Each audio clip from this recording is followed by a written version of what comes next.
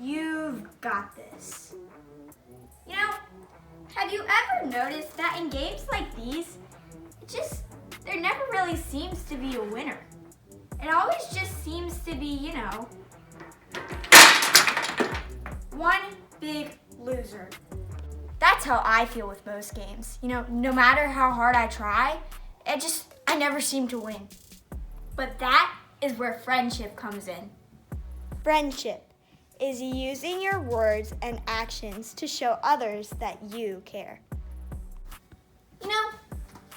For example, a couple nights ago, when I was at volleyball camp, we were playing a scrimmage game. And I was getting ready, the ball was coming towards me, I was in my position, and then bam, plopped right on the ground right in front of me. I felt like such a big loser.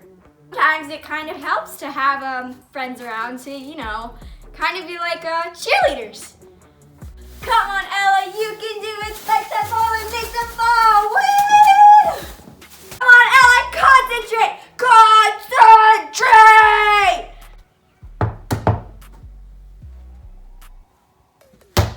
Woo! Woo! Oh yeah, go Ella, go Ella. You can do it! Woo! A little encouragement goes a long way. And in today's story, there's a friendship that is all about encouragement.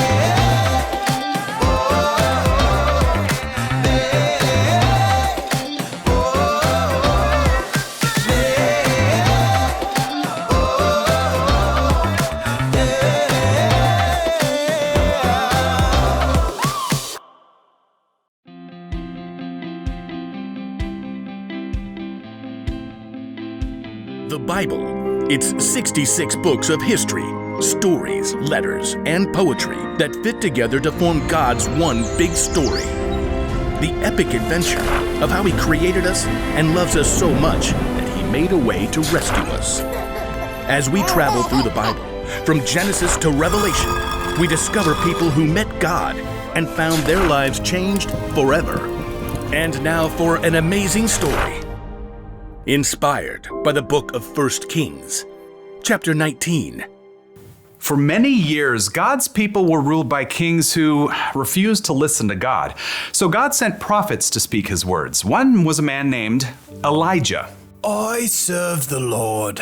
Elijah did amazing things through God's power, like calling for rain after 3 years of drought and bringing a dead boy back to life. But being a prophet was a lonely, difficult life. After the evil queen Jezebel threatened his life, Elijah fled to Mount Horeb. God, I've been committed to you, but the people have turned their backs on me. I am the only prophet left. God already had an answer to Elijah's pleas. A friend. Go back the way you came. Anoint Elisha from Abel-Meholah as the next prophet after you. So Elijah tightened his belt and set out along the road. When he finally reached the town, he noticed several young men plowing with a dozen pair of oxen. And in the very last field, he noticed one of the young men struggling to keep his oxen in line. Get up there, Ham. Move along, Burger. God, is that Elisha? He's just a small town kid. What does he have? Does he have what it takes to be a prophet? But God had chosen Elisha, so Elijah tramped through the muddy field to greet the young man.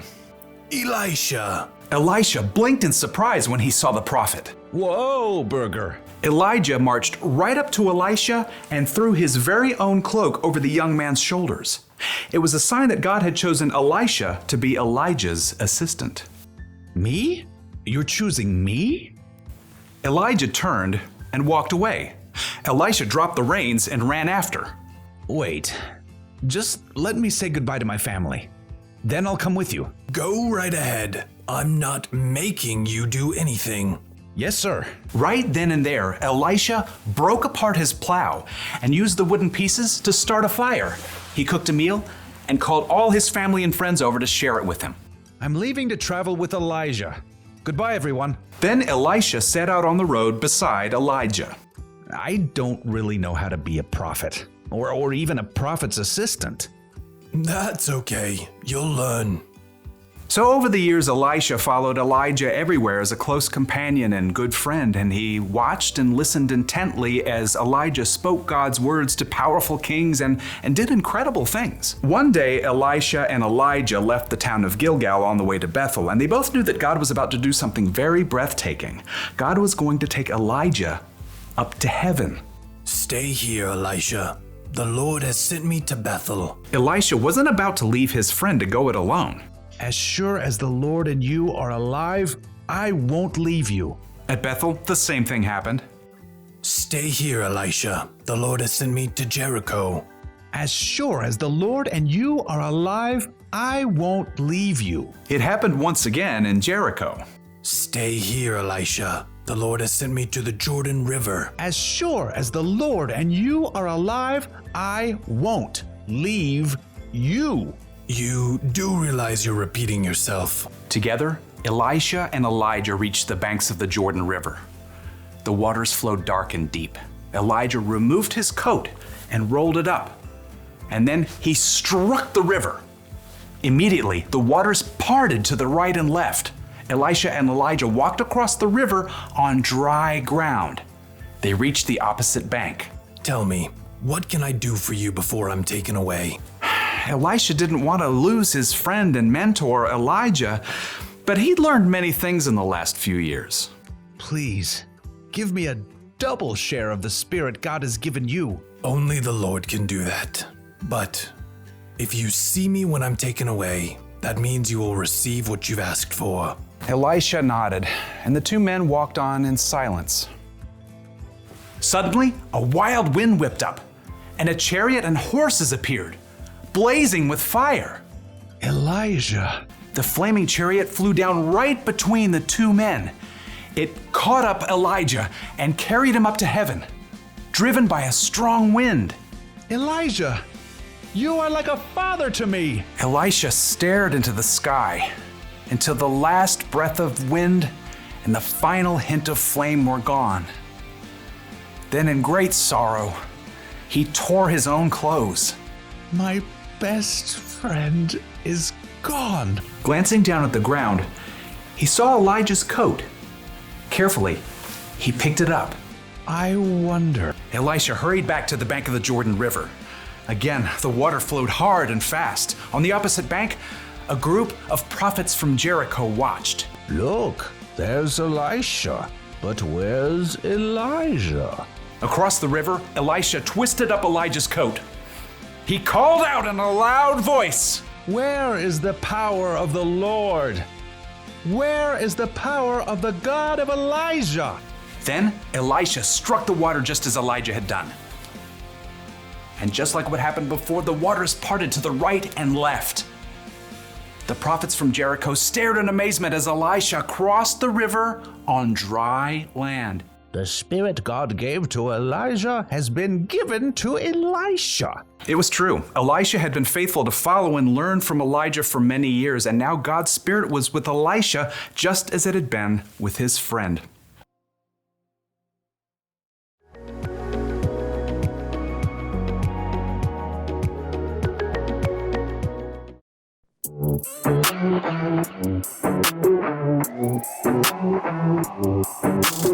Jesus, you have been so faithful. Jesus, you have been so true. I will be forever thankful, 'cause I never had a friend like you. Help me to be who you've been to me, to everyone I see. Let us love one another with a love like no other yet. That's the way you love us, God. Never turn away, you are with us every day, yeah. That's the way you love us, God. Your love has always been beginning to end. There's never been a better friend. So let us love one another with our love like no other, yeah. That's the way you love us, God.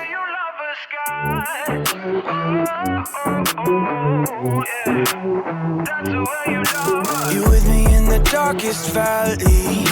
You with me on the mountaintop. I'm thankful that you never leave me, and that your love will never stop. Help me to be who you've been to me, to everyone I see. Let us love one another with a love like no other yet. That's the way you love us, God. Never turn away, you are with us every day, yeah. That's the way you love us, God. Your love has always been beginning to end. There's never been a better friend. So let us love one another with our love like no other, yeah. That's the way you love us, God. I wanna thank you for being a friend who's always by my side. I wanna thank you for the way you love me all my life. I wanna thank you for being a friend who's always by my side. I wanna thank you for the way you love me all my life. Love one another with a love like no other, yeah. That's the way you love us, God. Never turn away, you are with us every day, yeah. That's the way you love us, God. Your love has always been beginning to end. There's never been a better friend. So let us love one another with our love like no other, yeah. That's the way you love us, God. Well, one way you can be a good friend is to simply be there when your friend needs you. I mean, look at today's story. Elisha was there for Elijah until the very end. And Jesus said that God would send us the ultimate friend. And he sure did. The Holy Spirit. You see, the Holy Spirit gives us wisdom when we feel confused. He gives us strength when we feel weak. And he gives us encouragement when we need it the most. And that's the kind of friend that he wants us to be. You can encourage your friends when they play sports. You can encourage them when they have a hard test to study for. You can be that shoulder to cry on when they go through a really difficult time. And sometimes it's best to not even say anything, just simply be there. So the one thing that you need to remember for today is that good friends encourage one another. Well, my friends, that about wraps up another Sunday Home Connection. As always, I love you, I'm praying for you, and I'll see you next week. I've got a volleyball game to get to. Bye! Never